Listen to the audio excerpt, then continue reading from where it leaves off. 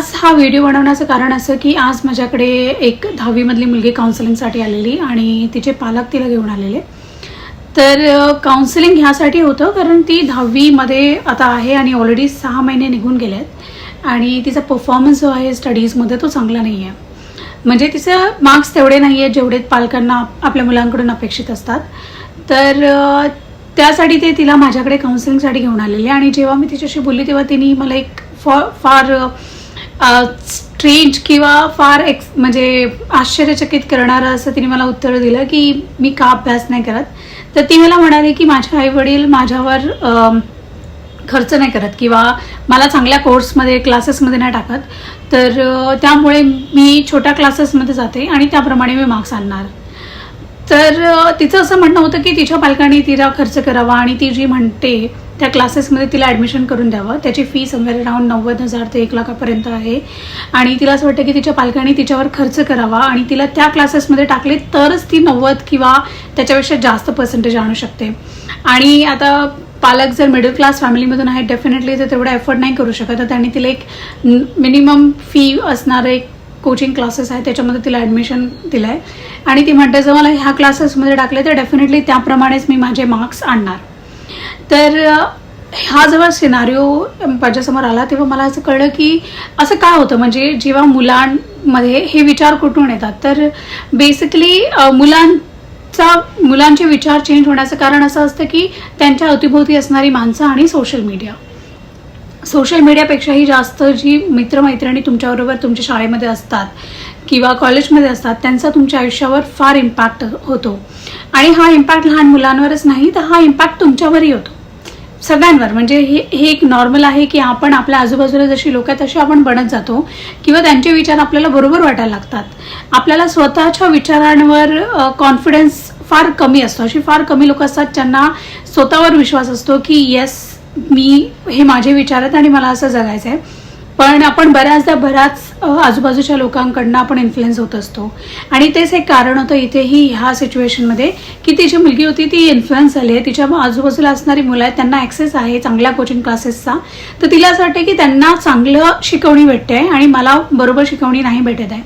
तर त्यामुळे माझे आईवडील माझ्यावर खर्च नाही करत आहे तर मी अभ्यास नाही करणार.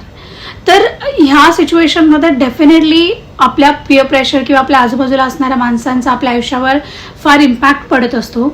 पण ह्यामध्ये मेजर रोल जर असेल कोणाचा तर तो पेरेंट्सचा मेजर रोल असतो.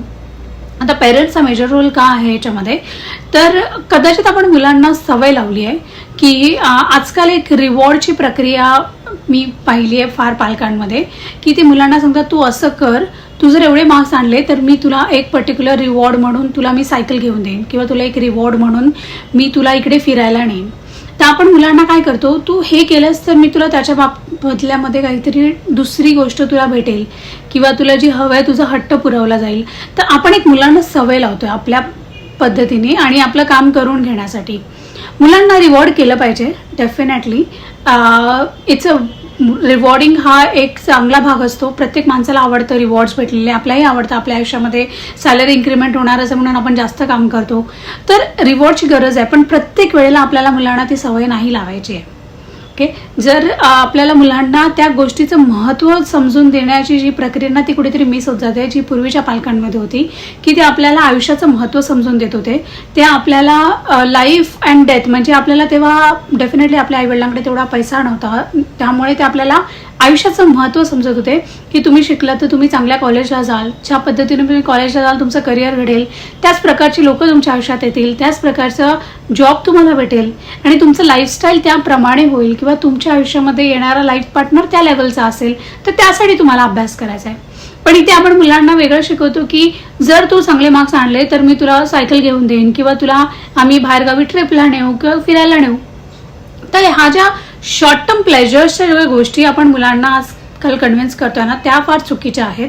तर आय थिंक पालकांनी ह्याची खबरदारी घेतली पाहिजे की मुलांना छोट्या छोट्या गोष्टींमध्ये प्रत्येक वेळेला त्यांना आपल्याला लालच नाही दाखवायची आहे किंवा त्यांना ब्लॅकमेल नाही करायचं आहे की तू हे कर तरच मी करेन.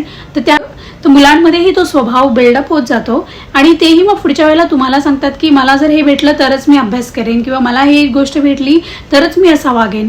तर हा जो स्वभाव आहे हा आपण कुठेतरी मुलांमध्ये बिल्ड करतोय. तर त्याच्यासाठी पालकांनी याची खबरदारी घेतली पाहिजे. आणि त्याचबरोबर डेफिनेटली दिवसामधले 5 ते 6 तास मुलं जर शाळेमध्ये असतील, त्यांच्या ट्युशन फ्रेंड्स बरोबर असतील, 8 ते 10 तास पकडूया, पण त्याच्या व्यतिरिक्त ते आपल्या पालकांबरोबर असतात. तर पालकांना त्यांची एक फ्रेंड म्हणून त्यांच्याबरोबर वावरणं फार गरजेचं आहे. त्यांच्यावर जर जरा जास्त आपण स्ट्रिक्टनेस दाखवला किंवा त्यांच्याशी आपण पालक म्हणूनच राहिलो किंवा पालक म्हणूनच आपण त्यांना एक आपलं प्रभुत्व दाखवलं की मी असं म्हणतो म्हणजे तुला हे ऐकायलाच पाहिजे, तर तशा वेळेला मुलं स्टबन होतात. मुलं फार ऐकत नाही. म्हणजे आता ते लहान आहेत म्हणून ते ऐकतील, पण थोड्या वेळाने जेव्हा ते कॉलेजला जातील, जेव्हा ते कमवायला लागतील, तेव्हा ते तुमचं नक्कीच ऐकणार नाही. कारण तेव्हा त्यांना फ्रीडम भेटलेलं असेल. तर त्यांना फ्रीडम आपल्याला पहिल्यापासूनच द्यायचं आहे. फ्रीडमची त्यांना असं नाही वाटलं पाहिजे की ह्या घरामध्ये मी आल्यावर मी बांधली आहे किंवा आता मी माझ्या आईवडिलांसमोर मी माझ्या मनातल्या गोष्टी नाही सांगू शकत. तर हा जो स्वभाव आहे ना, याच्यावर आपल्याला पालकांनी काळजी घ्यायची की असं मुलांना घर हे त्यांचं सेफ झोन असलं पाहिजे. हे अशी जागा असली पाहिजे तिथे ते स्वतःला व्यक्त करतील, स्वतःच्या मतं मांडतील आणि मतभेद होतीलच पालकांमध्ये आणि मुलांमध्ये, पण त्याच्यामध्ये एक कन्स्ट्रक्टिव्ह डिस्कशन असणं फार गरजेचं आहे. तर हेच मला सांगायचं होतं की मुलांमध्ये जेव्हा काही गोष्टी बोलताना आपण आढळतो की हे चुकीचं आहे, तेव्हा आपल्याला पालकांना असं जाणून घ्यायचे की ही सवय कुठून त्याला लागली किंवा ही माझ्यामुळे आपल्या स्वभावामधून तरी मुलांमध्ये पास ऑन नाही होत आहे ना, तर ह्याची काळजी आपल्याला नक्कीच घ्यायची आहे. तर अशा बऱ्याचशा केसेस माझ्याकडे येतात. त्या सगळ्या केसेस मी तुमच्याबरोबर डिस्कस करणार आहे आणि अशाच इंटरेस्टिंग स्टोरीजसाठी माझ्या चॅनलला लाईक करा आणि सबस्क्राईब करा पेजला.